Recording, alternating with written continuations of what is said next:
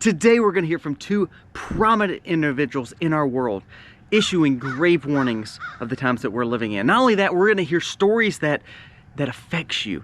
And the thing is, with us wanting freedoms, common sense, gaining wisdom, understanding really how to raise our families, these stories are eye-opening because what we're not seeing is what they're doing behind the scenes. What's happening truly around the world that's impacting you and you don't even know it. Let's jump into these stories today, and hopefully you can see where I'm coming from. Also, I'm going to be on a little rant when it comes to Republicans. Stay tuned. This is going to be a great video. This video starts right now.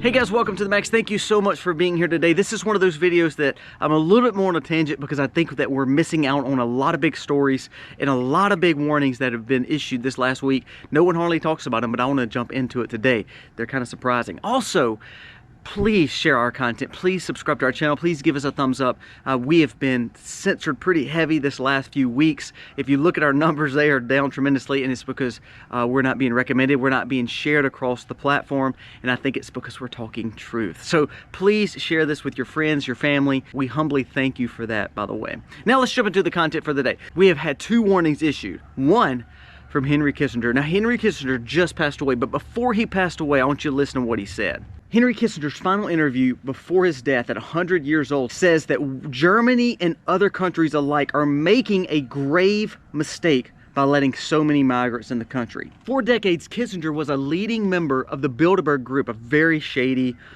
group, if you can read about. It's a sketch. They push for globalism and open borders. Now, this is, remember, he was the role model for Klaus, by the way.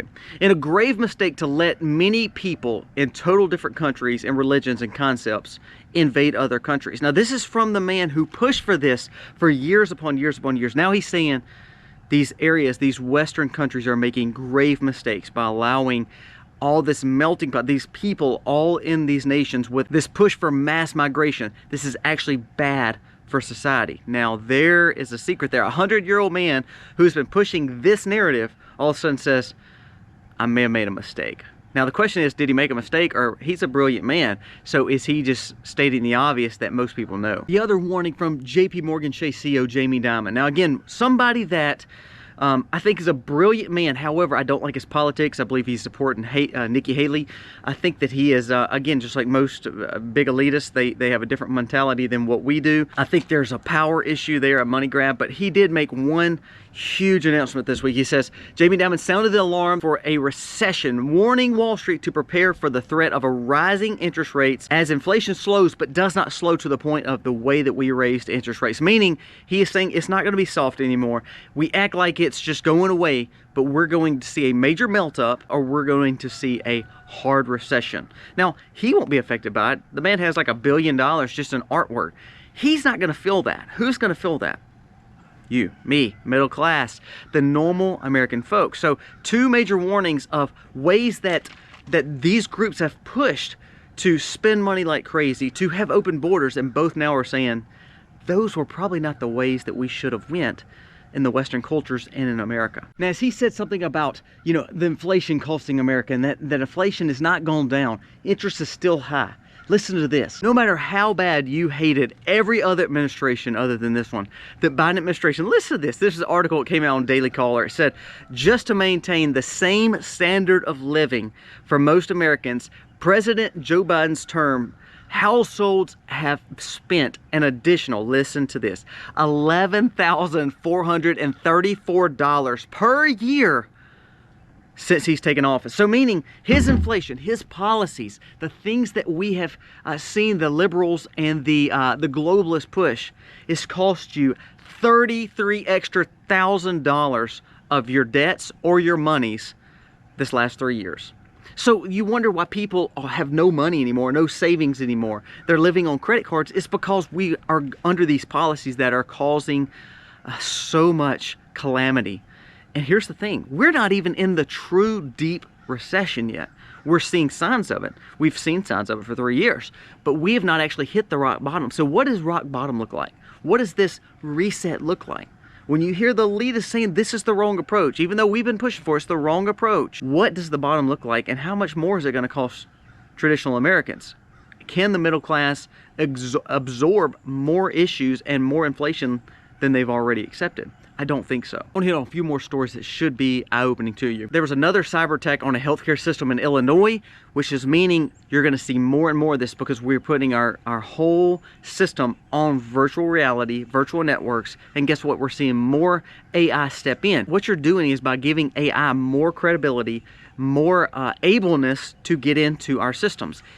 It's not AI hacking, it's the fact that there may be hackers hacking AI that's allowing them to get this data. I think it's very, very skeptical that we are putting more and more on the World Wide Web and more cyber attacks are happening, and we're allowing more AI generation, which is going to allow for more of that to take place, which is what happened in this hospital. Think about all the data that was taken just from this hospital cyber attack. Also, there was a Brazilian city that enacted a whole ordinance, meaning they wrote a whole policy, a whole ordinance based on true AI and ChatGPT. So what I'm saying is we're allowing that computer system to truly take over our lives. We're allowing them to set policy, set precedent, and that we're willing to store all our information on this. How many places have you went and you say, you know what, we're going away from paper documentation, we're going to do everything via computer. Well, think about it. If all your life is now going to be on the computer, all your life is going to be now held in not paper documents, it's going to be held on the World Wide Web or on some kind of digital service. Do you think it's more dangerous? Do you think we're going to see more cyber attacks and more ways where hackers can get to your information? How safe is your information? Two more stories I want to hit on. So we know Chauvin was stabbed in prison. Do we know by who? 22 times stabbing. The guy who did it was an ex-FBI informant.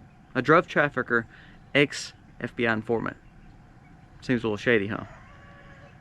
Right after we hear the whole release of the autopsy report, I think we need to be looking a little bit more deeper in that. Why, how, and why did that happen? And then let's wrap it up. And I'm going to just blister the Republicans personally. I'm a conservative, and so I want to support conservative-leaning causes. I want to see Republicans do well. But to me, this is. I'm going to say this, and please, I know I'm going to get kickback from both sides. I don't like George Santos. I think he's a terrible individual. I think he's done some very shady stuff. But he's been unconvicted. He's not been brought before the courts and convicted. So they expel a member of the Republican caucus, which I believe is a terrible individual. However, Jamal Brown has been convicted. He pled guilty for pulling the fire alarm and has been censured, and then all of a sudden we don't try to get him out of the House. And then we're not even going to talk about the fact that Comer and Jordan has brought up tons of things against the Biden family, and nothing's been done. So we see all these stories, we see all these ramifications, all these things that have come out to the light, and all these investigations. And the one investigation, which again, all these guys are slimy, but the one investigation that leads to a solution of getting someone out of Congress is Republicans getting another Republican out. Now again, does George Santos need to get out of Congress? Yes, but he has not been convicted. And also his own representation, meaning his own place that he is voted from, they didn't have a say.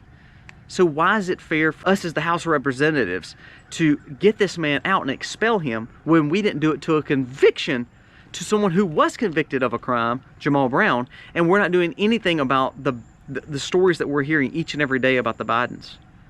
So help me understand that. We don't have a big majority, and then all of a sudden we expel a Republican. Don't like the guy personally. I think he's a shady guy, as I said. But to be honest with you, I believe a lot of Congress is shady. He just happened to have his out loud where people can see it. And that might be why they got rid of him, because they're saying, hey, we're doing all this, but he's the one that's showing it all, and he's not getting away with it. He's not being secretive enough. I don't know. But don't you think that's a little weird that the Republicans go after one guy, and it's the guy, and they actually go through with it, and they expel the one guy who's on quote-unquote their side? Again, not that I like him, but why do we get rid of him and not Jamal Brown? Why do we get rid of him and expel him and not Jamal Brown, and also don't really bring charges against the Bidens other than try to embarrass them? It's funny, Comer said the other day, he said, we are working to slowly get this case right because we want to make sure that when we bring impeachment charges that it's going to fit. That's a lie. It's a politician talk. The guy is fisting to be on his 4th year of his term, and everyone knows Biden will not run for another term. So what's going to happen is this: they're going to bring all these charges, quote unquote, bring impeachment right before the election, and Biden's just going to step out.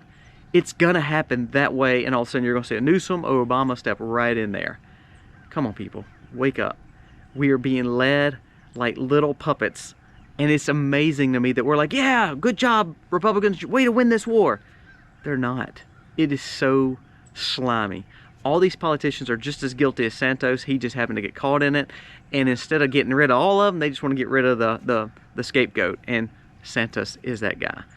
However, Jamal Brown's still there, still from the same state, and then nothing's happening to the Bidens after 3 years of investigations. I think there's a lot of things that we should open our eyes to. All right, guys, give me your thoughts on these stories, and please remember to share this video. Our goal is to grow our channel, and not just to grow it, but to hopefully spread the message of not only conservatism, not only sustainable living, prepping, homesteading, but more than that, we want people to see that there is a way that we can have a wiser outlook, a more common sense approach, and more importantly, having a spiritual outlook on life. Understanding there is a God and that we should serve Him. As a Christian, I just want to see our families thrive and have freedom and be able to raise our families the way we see fit. And all these stories, the AI generation stuff, the fact that the politics are so slimy and so dirty, and the fact that we're hearing people who are pushing narratives now come in and say, well, the narratives we're pushing may not be good. Pay attention to what's going on around you. I believe we are blinded by all the media that we get. Instead of that, we should pay attention to the real stories behind them and see what's really going on, and hopefully we can gain wisdom, understand what we have and the freedoms, and not take that for granted. Guys, thank you so much for watching. Let me know what you think about this video. Comment below what the story that shocked you the most about these, and also something that you've been worried about this week that we could even talk about. Guys, thank you for watching. God bless. Happy homestead, y'all.